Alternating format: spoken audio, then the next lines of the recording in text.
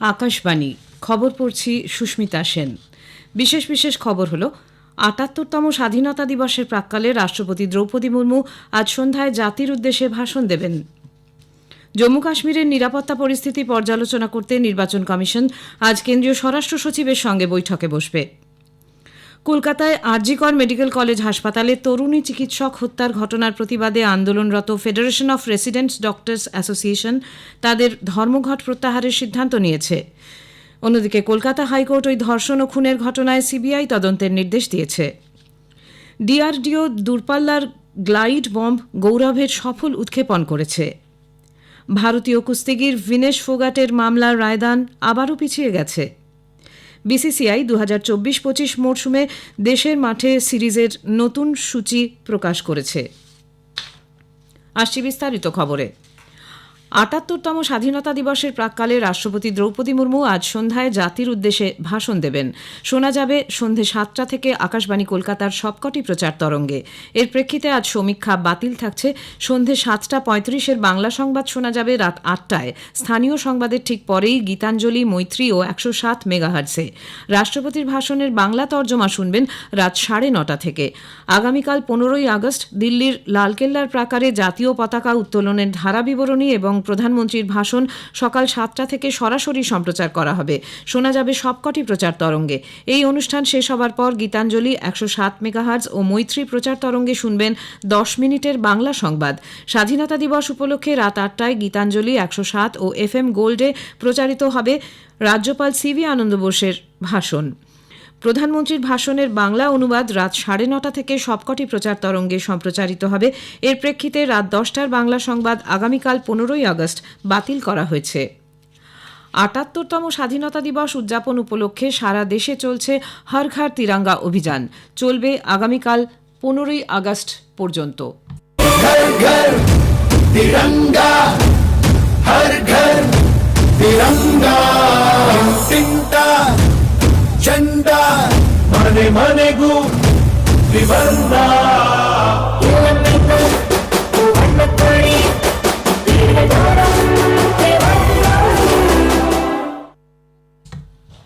এই কর্মসূচির অঙ্গ হিসেবে দেশবাসীকে তাদের বাড়িতে ত্রিবর্ণ রঞ্জিত পতাকা উত্তোলন এবং তিরঙ্গার সঙ্গে সেলফি তুলে হর ঘর তিরঙ্গা ওয়েবসাইটে তা আপলোড করার আহ্বান জানিয়েছেন প্রধানমন্ত্রী নরেন্দ্র মোদী।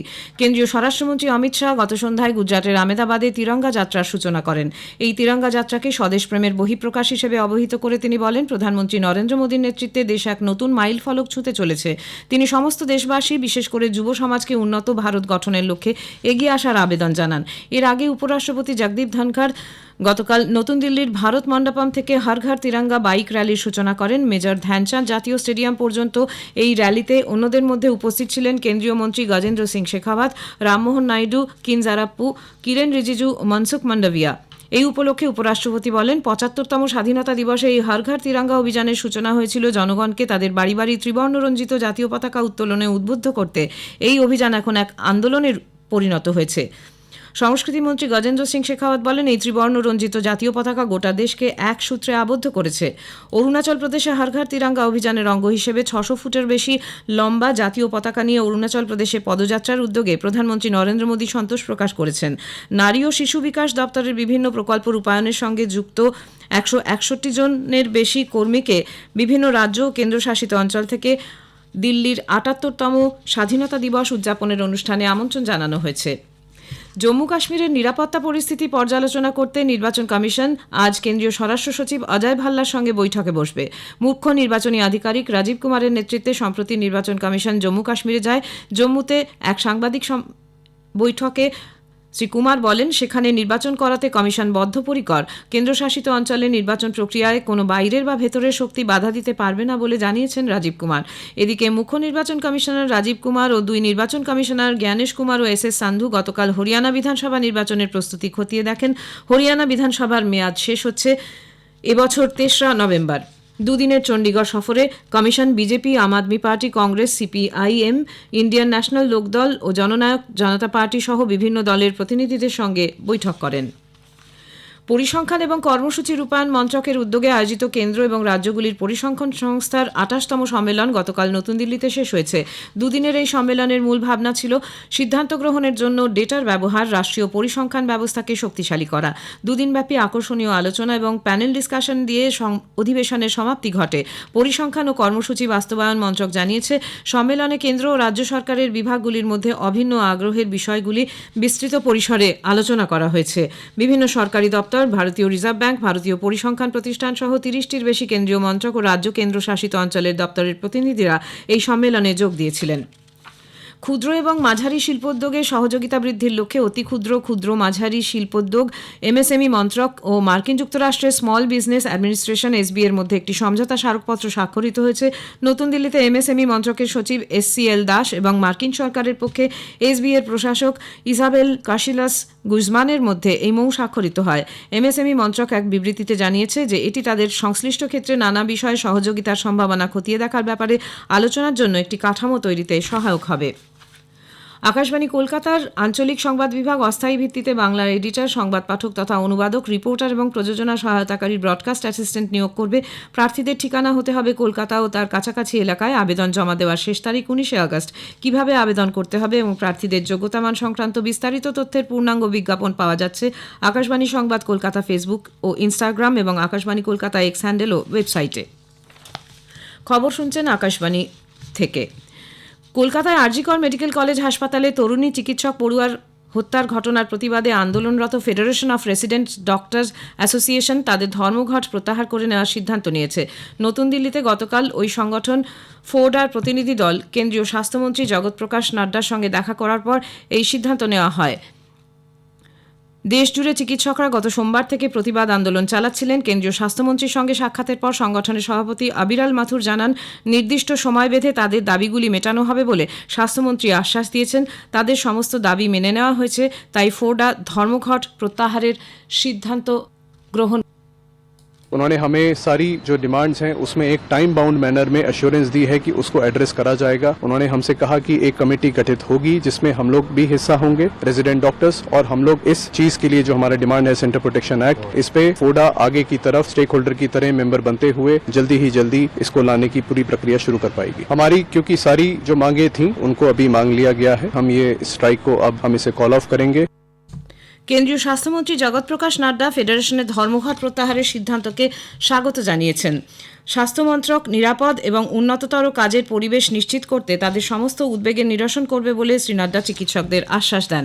অন্যদিকে Kolkata high court RG Kar medical college হাসপাতালে চিকিৎসক পড়ুয়ার ধর্ষণ ও হত্যার সিবিআই তদন্তের নির্দেশ দিয়েছে। কেস ডায়েরি খতিয়ে দেখার পর গতকাল এই নির্দেশ দেন প্রধান বিচারপতি TS শিবজ্ঞানম ও বিচারপতি হিরণময় ভট্টাচার্যের ডিভিশন বেঞ্চ। রাজ্যের হাতে থাকা সব তথ্য প্রমাণ ও নথি এবং পুলিশের সংগ্রহ করা সমস্ত সিসিটিভি ফুটেজ সিবিআই এর হাতে তুলে দিতে হবে। আদালতের নজরদারিতে তদন্ত হবে বলেও নির্দেশ দিয়েছে হাইকোর্ট। ৩ সপ্তাহ পর মামলার পরবর্তী শুনানির দিন সিবিআইকে তদন্তের অগ্রগতি রিপোর্ট জমা দিতে হবে।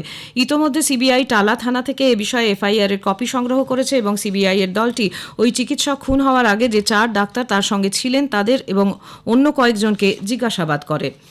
এদিকে জাতীয় মেডিকেল কমিশন ডাক্তারি পড়ুয়াদের উপর হিংসার যে কোনো ঘটনা ঘটা মাত্র সংশ্লিষ্ট মেডিকেল কলেজ কর্তৃপক্ষকে তদন্ত শুরু, পুলিশকে এফআইআর দায়ের এবং ঘটনার 48 ঘন্টার মধ্যে কমিশনকে অ্যাকশন টেকেন রিপোর্ট পাঠানোর নির্দেশ দিয়েছে।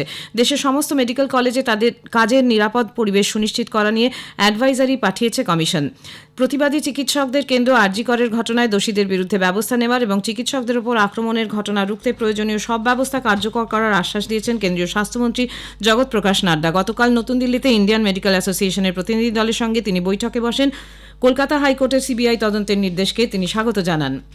ভারতীয় প্রতিরক্ষা গবেষণা এবং উন্নয়ন সংস্থা DRDO ভারতীয় বায়ুসেনার SU-30 MK-1 থেকে দূরপাল্লার গ্লাইড বম্ব গৌরবের সফল উৎক্ষেপণ করেছে। প্রতিরক্ষা মন্ত্রকের পক্ষ থেকে এক বিবৃতিতে জানানো হয়েছে যে ওড়িশা উপকূল থেকে এই পরীক্ষা চালানো হয়। গৌরব হল বিমান থেকে উৎক্ষেপণযোগ্য 1000 কিলোগ্রাম ওজনের গ্লাইড বম্ব, যা দূরপাল্লার যে কোনো লক্ষ্যবস্তুতে আঘাত হানতে সক্ষম। ক্রীড়া বিষয়ক সালিসি আদালত the Court of Arbitration for Sports Vinesh ফোগাটের মামলায় রায়দান আবারও পিছিয়ে দিয়েছে। ভারতীয় অলিম্পিক অ্যাসোসিয়েশন IOA গতকাল এক বিবৃতিতে জানিয়েছে 16ই আগস্ট এই রায় ঘোষণা করা হতে পারে।